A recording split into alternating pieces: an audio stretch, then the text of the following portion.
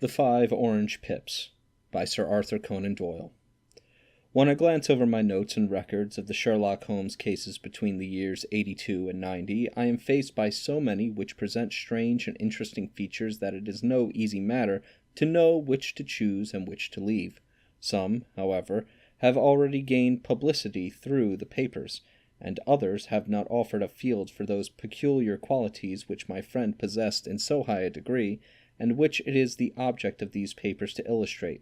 Some, too, have baffled any analytical skill, and would be, as narratives, beginnings without an ending, while others have been but partially cleared up, and have their explanations founded rather upon conjecture and surmise than on the absolute logical proof which was so dear to him. There is, however, one of these last which was so remarkable in its details and so startling in its results that I am tempted to give some account of it in spite of the fact that there are points and connections with it which have never been, and probably never will be, entirely cleared up. The year 87 furnished us with a long series of cases of greater or less interest, of which I retain the records. Among my headings under this 112 months, I find an account of the adventure of the Parable Chamber, of the Amateur Mendicant Society, who held a luxurious club in the lower vault of a furniture warehouse, of the facts connected with the loss of the British bark Sophie Anderson, of the singular adventures of the Grease Pattersons in the island of Uffa, and finally of the Camberwell poisoning case.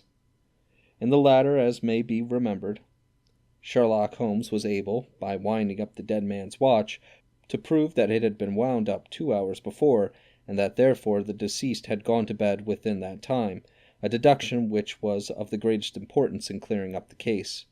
All these I may sketch out at some future date, but none of them present such singular features as the strange train of circumstances which I have now taken up my pen to describe. It was in the latter days of September, and the equinoctial gales had set in with exceptional violence.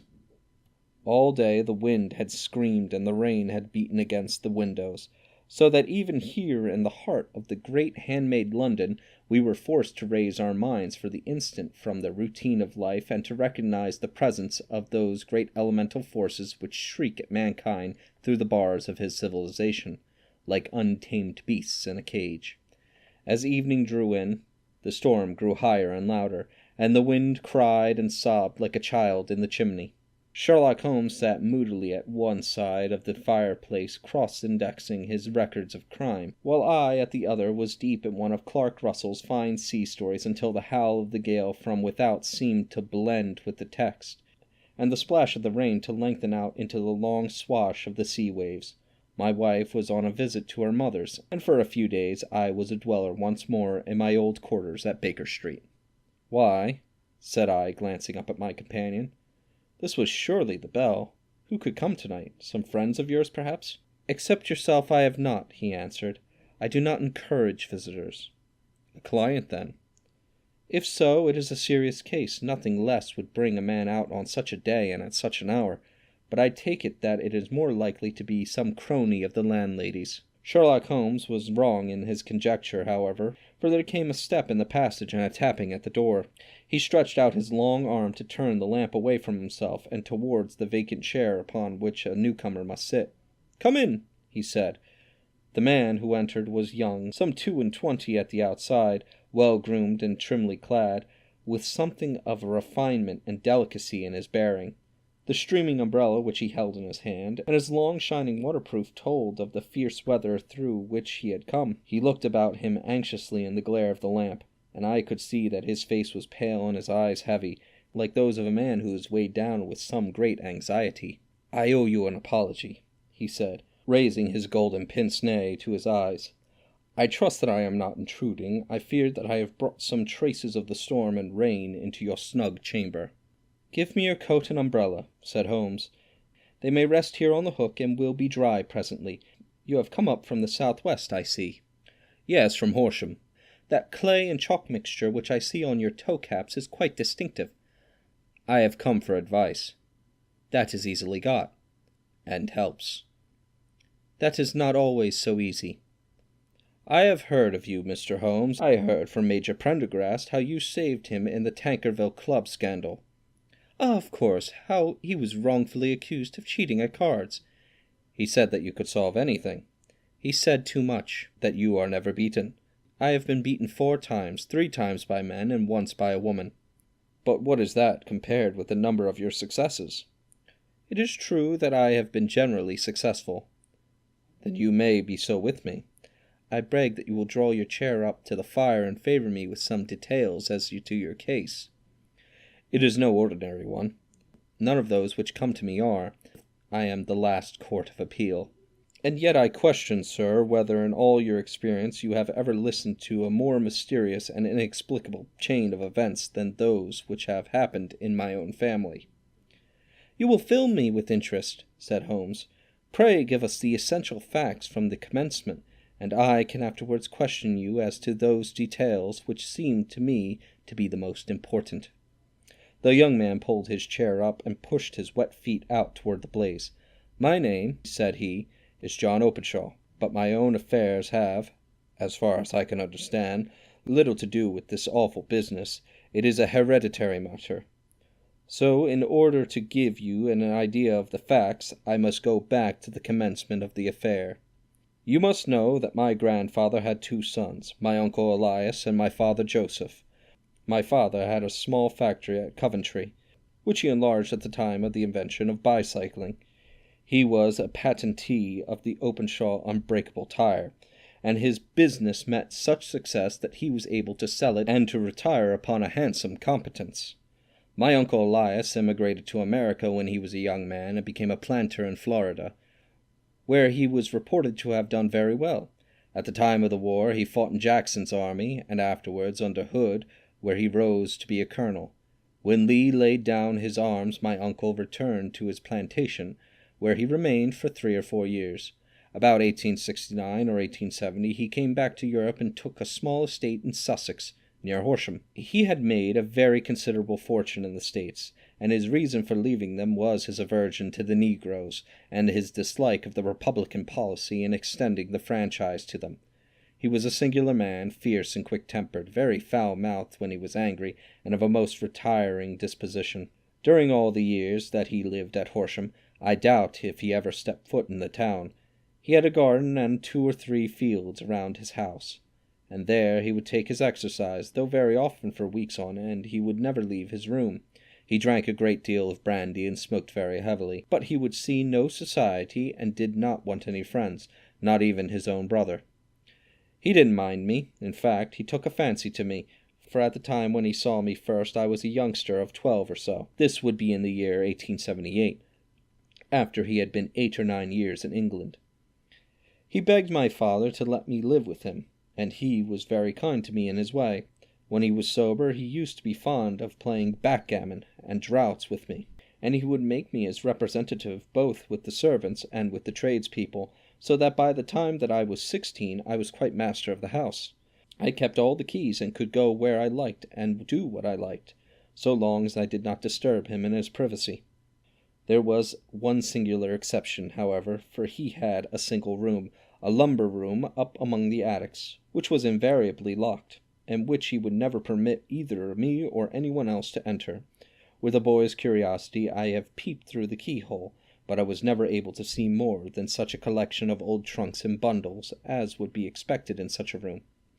One day, it was in March 1883, a letter with a foreign stamp lay upon the table in front of the colonel's plate. It was not a common thing for him to receive letters, for his bills were all paid in ready money, and he had no friends or any sort. "From India," said he as he took it up. "Pondicherry postmark. What can this be?" Opening it hurriedly, out there jumped 5 little dried orange pips, which pattered down upon his plate. I began to laugh at this, but the laugh was struck from my lips at the sight of his face. His lip had fallen, his eyes were protruding, his skin the color of putty, and he glared at the envelope which he still held in his trembling hand. "KKK!" he shrieked, and then, my God, my sins have overtaken me!" "What is it, uncle?" I cried. "Death!" said he, and rising from the table he retired to his room, leaving me palpitating with horror. I took up the envelope and saw scrawled in red ink upon the inner flap, just above the gum, the letter K 3 times repeated. There was nothing else save the 5 dried pips. What could be the reason of his overpowering terror?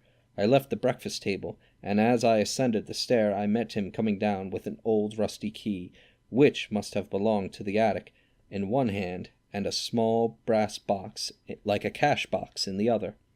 "They may do what they like, but I'll checkmate them still," said he with an oath. "Tell Mary that I shall want a fire in my room to-day, and send down to Fordham the Horsham lawyer." I did as he ordered, and when the lawyer arrived I was asked to step up to the room. The fire was burning brightly, and in the grate there was a mass of black fluffy ashes, as of the burned paper, while the brass box stood open and empty beside it. As I glanced at the box I noticed with a start that upon the lid was printed the treble K, which I had read in the morning upon the envelope. "I wish you, John," said my uncle, "to witness my will. I leave my estate, with all its advantages and all its disadvantages, to my brother, your father, whence it will no doubt descend to you. If you can enjoy it in peace, well and good. If you find you cannot, take my advice, my boy, and leave it to your deadliest enemy. I am sorry to give you such a two-edged thing, but I cannot say what turn things are going to take. Kindly sign the paper where Mr. Fordham shows you." I signed the paper as directed, and the lawyer took it away with him. The singular incident made, as you may think, the deepest impression upon me, and I pondered over it, and turned it every way in my mind without being able to make anything of it. Yet I could not shake off the vague feeling of dread which it left behind, though the sensation grew less keen as the weeks passed and nothing happened to disturb the usual routine of our lives. I could see a change in my uncle, however. He drank more than ever, and he was less inclined for any sort of society. Most of his time he would spend in his room, with the door locked upon the inside, but sometimes he would emerge in a sort of drunken frenzy, and would burst out of the house and tear about the garden with a revolver in his hand, screaming out that he was afraid of no man, and that he was not to be cooped up, like a sheep in a pen, by man or devil. When these hot fits were over, however, he would rush tumultuously in at the door, and lock and bar it behind him, like a man who can brazen it out no longer against the terror which lies at the roots of his soul. At such time I have seen his face, even on a cold day, glisten with moisture, as though it were new raised from a basin. Well, to come to an end of the matter, Mr. Holmes, and not to abuse your patience, there came a night when he made one of those drunken dallies which he never came back. We found him, when we went to search for him, face downward in a little green-scummed pool, which lay at the foot of the garden. There was no sign of any violence, and the water was but 2 feet deep, so that the jury, having regard to his own eccentricity, brought in a verdict of suicide. But I, who knew how he winced from the very thought of death, had much ado to persuade myself that he had gone out of his way to meet it.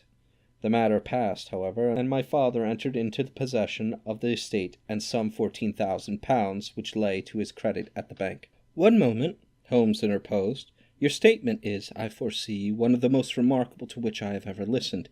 Let me have the date of the reception by your uncle of the letter, and the date of his supposed suicide." "The letter arrived on March 10th, 1883. His death was 7 weeks later, upon the night of May 2nd. "Thank you. Pray proceed." "When my father took over the Horsham property, he, at my request, made a careful examination of the attic, which had been always locked up. He found the brass box there, although its contents had been destroyed. On the inside of the cover was a paper label with the initials of KKK repeated upon it, and letters, memoranda, receipts, and a register written beneath. These, we presume, indicated the nature of the papers which had been destroyed by Colonel Openshaw. For the rest, there was nothing of much importance in the attic, save a great many scattered papers and notebooks bearing upon my uncle's life in America. Some of them were of the war-time, and showed that he had done his duty well and had borne the repute of a brave soldier. Others were a date during the reconstruction of the Southern States, and were mostly concerned with politics, for he had evidently taken a strong part in opposing the carpet-bag politicians who had been sent down from the North. Well, it was beginning of '84 when my father came to live at Horsham, and all went well as possible with us until the January of '85. On the 4th day after the New Year I heard my father give a sharp cry of surprise as we sat together at the breakfast table. There he was, sitting with a newly opened envelope in one hand and 5 dried orange pips in the outstretched palm of the other. He had always laughed at what he called my cock and bull story about the colonel, but he looked very scared and puzzled now that the same thing had come upon himself. Why, what on earth does this mean, John?" he stammered. My heart had turned to lead. "It is KKK," said I. He looked inside the envelope. "So it is," he cried. "Here are the very letters. But what is this written above them?" "Put the papers on the sundial," I read, peeping over his shoulder. "What papers? What sundial?" he asked. "The sundial in the garden. There is no other," said I. "But the papers must be those that are destroyed." "Pooh!" said he, gripping hard at his courage. "We are in a civilized land here, and we can't have tomfoolery of this kind. Where does the thing come from?" "From Dundee," I answered, glancing at the postmark. "Some preposterous practical joke," said he. "What have I to do with sundials and papers? I shall take no notice of such nonsense." "I should certainly speak to the police," I said. "And be laughed at for my pains? Nothing of the sort." "Then let me do so." "No, I forbid you. I won't have a fuss made about such nonsense." It was in vain to argue with him, for he was a very obstinate man. I went about, however, with a heart which was full of forebodings. On the third day after the coming of the letter, my father went from home to visit an old friend of his, Major Freebody, who was in command of one of the hills upon Portsdown Hill. I was glad that he should go, for it seemed to me that he was farther from danger when he was away from home. In that, however, I was in error. Upon the second day of his absence I received a telegram from the Major imploring me to come at once. My father had fallen over one of the deep chalk pits which abound in the neighbourhood, and was lying senseless with a shattered skull. I hurried to him, but he passed away without having ever recovered his consciousness.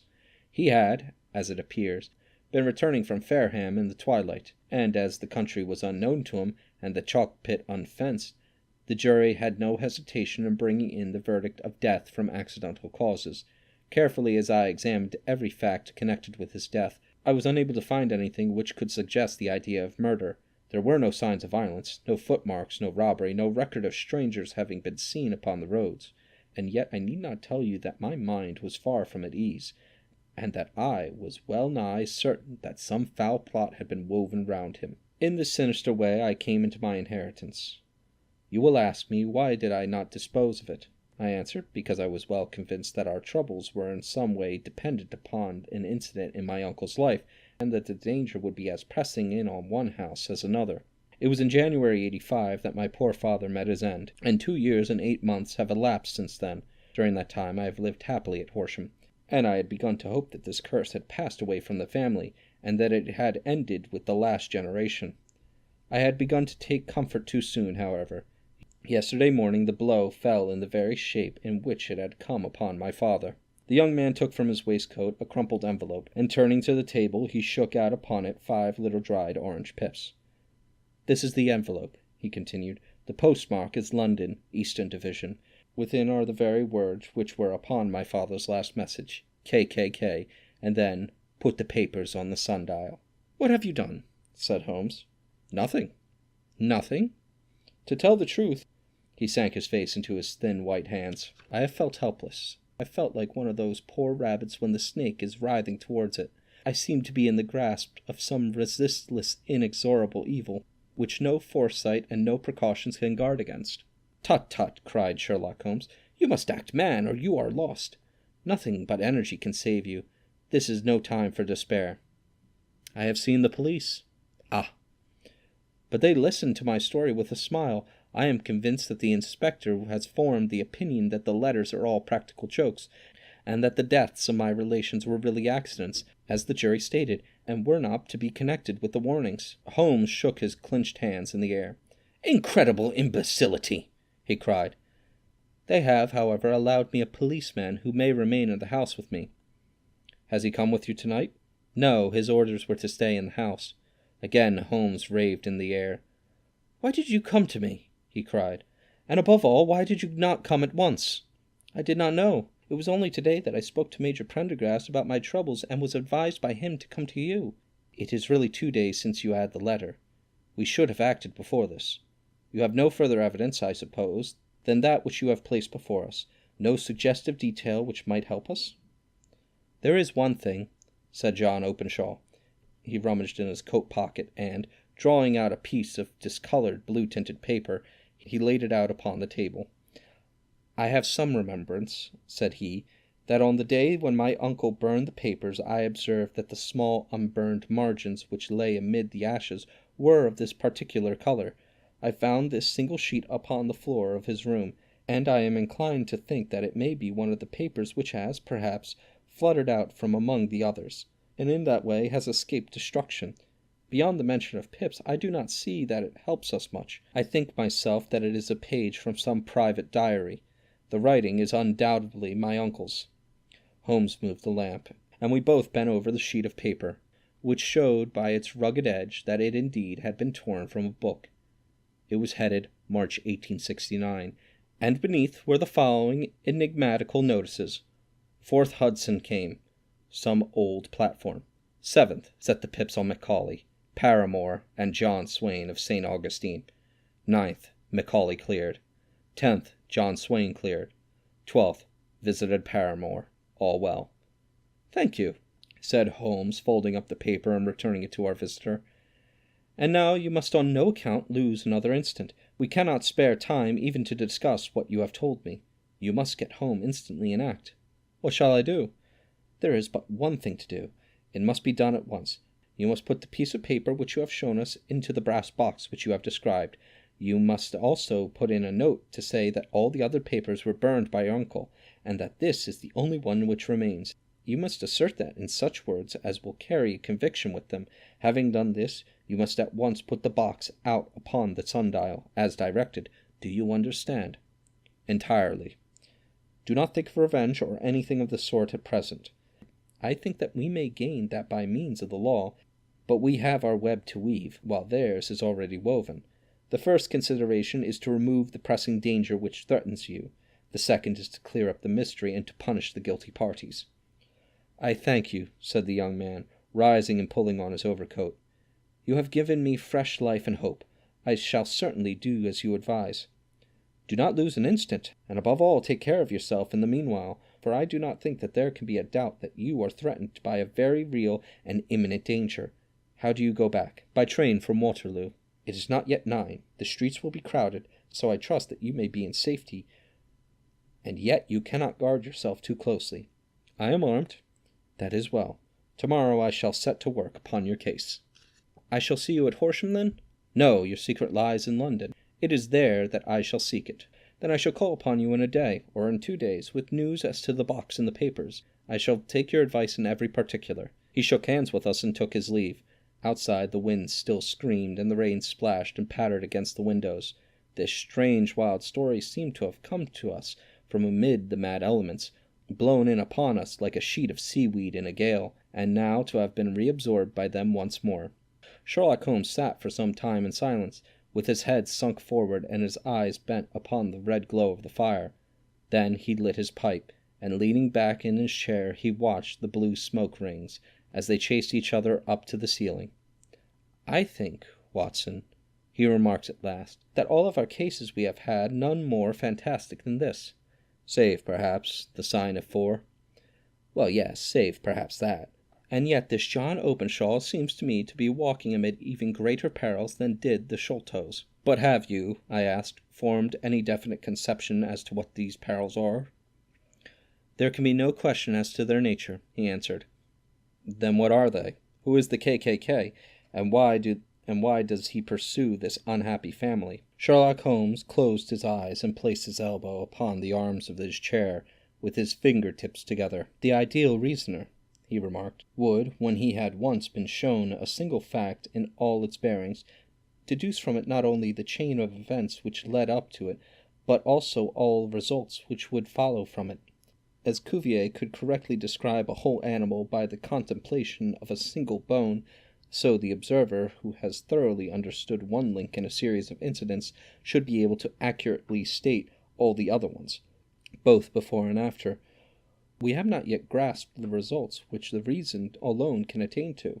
Problems may be solved in the study which have baffled all those who have sought a solution by the aid of their senses. To carry the art, however, to its highest pitch, it is necessary that the reasoner should be able to utilize all the facts which have come to his knowledge.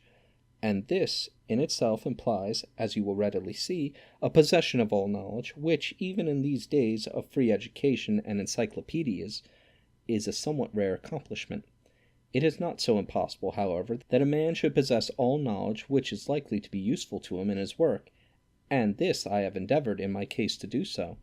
If I remember rightly, you on one occasion, in the earlier days of our friendship, divined my limits in a very precise fashion. Yes, I answered, laughing. It was a singular document. Philosophy, astronomy, and politics were marked at 0, I remember. Botany variable, geology profound as regards the mud stains from any region within 50 miles of town, chemistry eccentric, anatomy unsystematic, sensational literature and crime records unique, violin player, boxer, swordsman, lawyer, and self-poisoner by cocaine and tobacco. Those, I think, were the main points of my analysis. Sherlock grinned at the last item. Well, he said, I say now, as I said then, that a man should keep his little brain attic stocked with all the furniture that he is likely to use, and the rest he can put away in the lumber room of his library, where he can get it if he wants it. Now, for such a case as the one which has been submitted to us tonight, we need certainty to muster all our resources. Kindly hand me down the letter K of the American Encyclopedia which stands upon the shelf beside you. Thank you. Now let us consider the situation and see what may be deduced from it. In the first place, we may start with a strong presumption that Colonel Openshaw had some very strong reason for leaving America. Men at his time of life do not change all their habits and exchange willingly the charming climate of Florida for the lovely life of an English provincial town. His extreme love of solitude in England suggests the idea that he is in fear of someone or something, so we may assume as a working hypothesis that it was a fear of someone or something which drove him from America. As to what it was he feared, we can only deduce that by considering the formidable letters which were received by himself and his successors. Did you remark the postmarks of those letters? The first was from Pondicherry, the second from Dundee, and the third from London, from East London. What do you deduce from that? They are all seaports, that the writer was on board of a ship. Excellent. We have already a clue. There can be no doubt that the probability, the strong probability, is that the writer was on board of a ship. Now let us consider another point. In the case of Pondicherry, 7 weeks elapsed between the threat and its fulfillment. In Dundee it was only 3 or 4 days. Does that suggest anything? A greater distance to travel. But the letter had also a greater distance to come. Then I do not see the point. There is at least a presumption that the vessel in which the man or man are is a sailing ship. It looks as if they always send their singular warning or token before them when starting upon their mission. You see how quickly the deed followed the sign when it came from Dundee. If they had come from Pondicherry in a steamer, they would have arrived almost as soon as their letter. But as a matter of fact, 7 weeks elapsed. I think that those 7 weeks represented the distance between the mail boat which had brought the letter and the sailing vessel which brought the writer. It is possible. More than that, it is probable. And now you see the deadly urgency of this new case, and why I urged young Openshaw to caution. The blow has always fallen at the end of the time which it would take the senders to travel the distance. But this one comes from London, and therefore we cannot count upon delay. Good God! I cried. What can it mean? This relentless persecution. The papers which Openshaw carried are obviously of vital importance to the person or persons in the sailing ship. I think that it is quite clear that there must be more than one of them. A single man could not have carried out 2 deaths in such a way to deceive a coroner's jury. There must have been several in it. And they must have been men of resource and determination. Their papers they mean to have, be the holder of them who it may. In this way, you see, KKK ceases to be the initials of an individual and becomes the badge of a society. But of what society? Have you never, said Sherlock Holmes, bending forward and sinking his voice, have you never heard of the Ku Klux Klan? I never have. Holmes turned over the leaves of the book upon his knee. Here it is, said he presently. Ku Klux Klan, a name derived from the fanciful resemblance of the sound produced by the cocking of a rifle. This terrible secret society was formed by some ex-Confederate soldiers in the Southern States after the Civil War, and it rapidly formed local branches in different parts of the country, notably in Tennessee, Louisiana, the Carolinas, Georgia, and Florida. Its power was used for the political purposes, principally for the terrorizing of the Negro voters and the murdering and driving from the country of those who were opposed to its views. Its outrages were usually preceded by a warning sent to the marked man in some fantastic but generally recognized shape, a sprig of oak leaves in some parts, melon seeds or orange pips in other. On receiving this, the victim might either openly abjure his former ways, or might fly from the country. If he braved the matter out, death would unfailingly come upon him, and usually in some strange and unforeseen manner. So perfect was the organization of the society, and so systematic its methods, that there is hardly a case upon record where a man succeeded in braving it with impunity, or in which any of its outrages were traced home to the perpetrators. For some years the organization flourished in spite of the efforts of the United States government and of the better classes of the community in the South. Eventually, in the year 1869, the movement rather suddenly collapsed, although there have been sporadic outbreaks of the same sort since that date. "You will observe," said Holmes, laying down the volume, "that the sudden breaking up of the society was coincident with the disappearance of Openshaw from America with their papers. It may well have been cause and effect. It is no wonder that he and his family have some of the more implacable spirits upon their track. You can understand that this register and diary may implicate some of the first men in the South, and that there may be many who will not sleep easy at night until it is recovered." Then the page we have seen is such as we might expect. It ran, if I remember right, "Sent the pips to A, B, and C." This is, sent to the society's warning to them. Then there are successive entries that A and B cleared or left the country, and finally that C was visited with, I fear, a sinister result for C. Well, I think, Doctor, that we may let some light into this dark place, and I believe that the only chance young Openshaw has in the meantime is to do what I have told him. There is nothing more to be said or to be done tonight. So hand me over my violin, and let us try to forget for half an hour the miserable weather and the still more miserable ways of our fellow men. It had cleared in the morning, and the sun was shining with a subdued brightness through the dim veil which hangs over the great city. Sherlock Holmes was already at breakfast when I came down. "You will excuse me for not waiting for you," said he. "I have, I foresee, a very busy day before me in looking into the case of young Openshaw's." "What steps will you take?" I asked. "It will very much depend upon the results of my first inquiries. I may have to go down to Horsham after all." "You will not go there first?" "No, I shall commence with the city. Just ring the bell and the maid will bring up your coffee." As I waited, I lifted the unopened newspaper from the table and glanced my eye over it. I rested upon a heading which sent a chill to my heart. "Holmes," I cried, "you are too late." "Ah," said he, laying down his cup, "I feared as much. How is it done?" He spoke calmly, but I could see that he was deeply moved. My eye caught the name of Openshaw, and the heading, "Tragedy near Waterloo Bridge." Here is the account. "Between 9 and 10 last night, Police Constable Cook of the H Division, on duty near Waterloo Bridge, heard a cry for help and a splash in the water. The night, however, was extremely dark and stormy, so that, in spite of the help of several passers-by, it was quite impossible to effect a rescue. The alarm, however, was given, and by the aid of the water police the body was eventually recovered. It proved to be that of a young gentleman whose name, as it appears from an envelope which was found in his pocket, was John Openshaw, and whose residence is near Horsham. It is conjectured that he may have been hurrying down to catch the last train from Waterloo Station, and that in his haste and the extreme darkness he missed his path and walked over the edge of one of the small landing places for river steamboats. The body exhibited no traces of violence, and there could be no doubt that the deceased had been the victim of an unfortunate accident, which should have the effect of calling the attention of the authorities to the condition of the riverside landing stages. We sat in silence for some minutes, Holmes more depressed and shaken than I had ever seen him. "That hurts my pride, Watson," he said at last. "It is a petty feeling, no doubt, but it hurts my pride. It becomes a personal matter with me now, and, if God sends me health, I shall set my hand upon this gang. That he should come to me for help, and that I should send him away to his death." He sprang from his chair and paced about the room in uncontrollable agitation, with a flush upon his sallow cheeks and a nervous clasping and unclasping of his long, thin hands. "They must be cunning devils," he exclaimed at last. "How could they have decoyed him down there?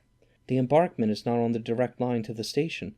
The bridge, no doubt, was too crowded, even on such a night, for their purpose. Well, Watson, We shall see who will win in the long run. I am going out now."